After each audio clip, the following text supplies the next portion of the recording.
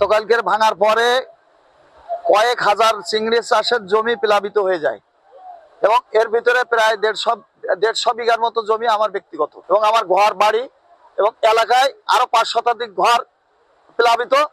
এই লোকজনগুলো কেউ বিভিন্ন স্কুলে বিভিন্ন বাড়িতে আশ্রয় নিয়েছে।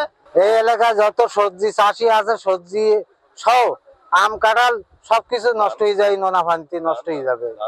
ধান তো বেশি গেছে, ধান নোনা পানিতে নষ্ট হয়ে যাচ্ছে। মানুষ নিরাপদ আশ্রয় যেতে পারেনি, খুবই ক্ষতিগ্রস্ত এলাকার মানুষ। গবাদি পশু নিরাপদ যেতে পারেনি, কারণ গতকাল ঈদের দিন ছিল, হঠাৎ করে প্লাবিত হওয়ার কারণে মানুষ নিরাপদ আশ্রয় যেতে পারেনি। এখানে তো ছিল মিঠা পানি, যখন নোনা পানি ঢুকবে ধান এখন তো পাকার মুখী, এখন পাকতেছে ধান, এখন একটু কদিন পরে কাটবে, কিন্তু ধানগুলো সব নষ্ট হয়ে যাবে, একটাও ধান বাঁচবে না। গরু ছাগল পশু পাখি যা ছিল আমাদের সবকিছু এখন মনে করেন পানির তলে চলে গেছে। এখন আমরা সরকারের কাছে আকুল আবেদন যে আমাদের এইটা দ্রুত এটা বেঁধে দেওয়ার ব্যবস্থা হোক। এখনো পর্যন্ত আমার কাছে তথ্যটা আসেনি, যদি তাদের এরকম হয় আমরা অবশ্যই সরকারের পক্ষ থেকে আমরা সহায়তা, এটা মানবিক ব্যাপার, এটা আমরা করব।